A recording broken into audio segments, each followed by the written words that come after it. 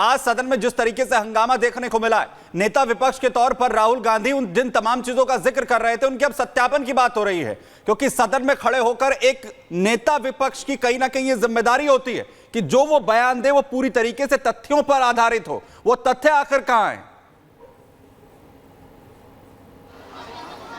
देखिए सुमित, आपने सही बात कही कि जो नेता विपक्ष होता है वो जो बात बोल रहा है पूरे तथ्यों के आधार पर बात बोले और वैसी बात बोले जो किसी को भी ठेस ना पहुंचाए। लेकिन आज राहुल गांधी ने जिस तरीके से बात बोली है उसको लेकर जनता के अंदर बहुत आक्रोश है। कुछ लोग हमारे साथ, क्या कहेंगे आज राहुल गांधी ने जिस तरीके से हिंदू समाज को हिंसक बताया, क्या कहेंगे? इससे बड़ी निंदनीय भाषा और कोई नहीं हो सकती। इससे बड़ी निंदनीय भाषा और कोई नहीं हो सकती। जो एक हिंदू समाज को, साधारण समाज को, उसके विषय में ऐसी भाषा का इस्तेमाल। राहुल गांधी को माफी मांगनी चाहिए? बिल्कुल मांगनी चाहिए। पूरे हिंदू समाज से माफी मांगनी चाहिए। ये हिंदू समाज हमारा वो समाज। आपके भी प्रधानमंत्री हैं तो आप किस इस तरीके से कैसे अपमान कर सकते हैं? तो सदन में इस प्रकार की, सदन में आप चुने गए किस कार्य के लिए?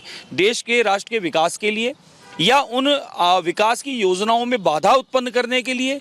सदन को नहीं चलने देना आपका ये स्वभाव बन गया, तो सदन में आपको नहीं बैठना था तो आप पधारे क्यों थे? अब आप सदन में आए हैं तो सदन की मर्यादा के अनुरूप आपको काम करने थे। वहाँ आप शिव के चित्र का ले जाकर जिस प्रकार से भगवान शिव का, शिव भक्तों का आप लोग अपमान कर रहे हैं, आप हिंदू समाज का अपमान कर रहे हैं, आप प्रधानमंत्री के, राष्ट्र के प्रधानमंत्री हैं, आप उनका अपमान कर रहे हैं। आप हमारे देश की छवि क्या विदेशों में या बाहरी देशों में क्या आप खराब करने की योजनाबद्ध ये काम कर रहे हैं?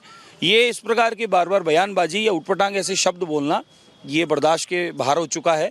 तो मैं एक आम नागरिक होने के नाते भी, इस राष्ट्र का नागरिक होने के नाते, एक सनातनी होने के नाते, एक हिंदू होने के नाते भी मेरी आपत्ति है इनके शब्दों पर। इस प्रकार की शब्द बोलना सदन का अपमान करना ही नहीं है, अपितु पूरे राष्ट्र का अपमान कर रहे हैं। राहुल गांधी माफी नहीं मांगते तो आपने कहा कि आप एफआईआर दर्ज कराएंगे। बिल्कुल कराएंगे साहब, मांगनी चाहिए उन्हें, बिल्कुल मांगनी चाहिए। ये कोई बार बार ये इस प्रकार के शब्द बोलकर बार बार देश को और देश के प्रधानमंत्री को और हिंदू समाज को, सनातनियों को अपमान करना ये बर्दाश्त से बाहर है। आप राम के विरोधी थे, आप राम सेतु तोड़ने की बात करते थे, आप राम जी के भक्तों को निरंतर आपने लाठी भाटा और कोर्ट कचहरियों में फंसाए रखा।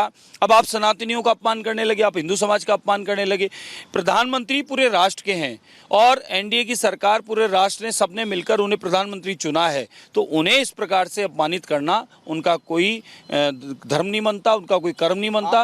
अखिल भारतीय संत समाज के राजस्थान के अध्यक्ष भी हैं, क्या संत समाज इस चीज से आक्रोशित है और आगे संपूर्ण भारतवर्ष के संत समाज, आध्यात्मिक, सनातनी, हिंदू समाज, इस बात से सब लोगों को बड़ा दुख पहुंचा है।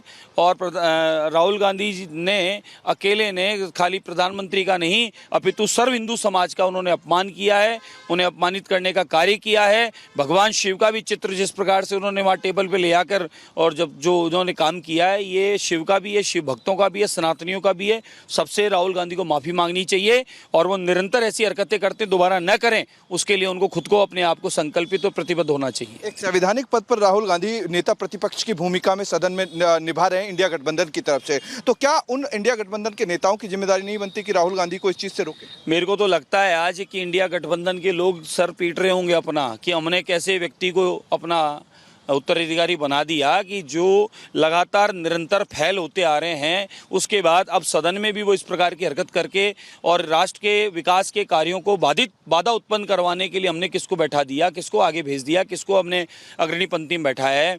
क्या ये स्थितियां, ये हरकतें या सदन को बाधित करके क्या ये देश का स्नेह और आशीर्वाद और मत ले लेंगे? बिल्कुल पूरा देश ने त्रिशूल, भगवान शिव के त्रिशूल को लेकर के भी कहा कि भगवान त्रिशूल का जो त्रिशूल है वो जमीन में गड़ा हुआ है, इसलिए वो हिंसक नहीं है। उनकी बातों का क्या अर्थ लगाएं? जमीन में गड़ा है, हाथ में है, ये क्या लगाएं, क्या अर्थ लगाएं इन बातों का? कुल मिला के उन्हें जिस बात की जानकारी नहीं है तो ये वो बोले नहीं, और अगर उनको जानकारी होने के बाद भी बोल रहे हैं, इसका अर्थ है कि वो जानबूझकर ऐसी हरकत करके सदन का ध्यान भटकाना चाहते हैं।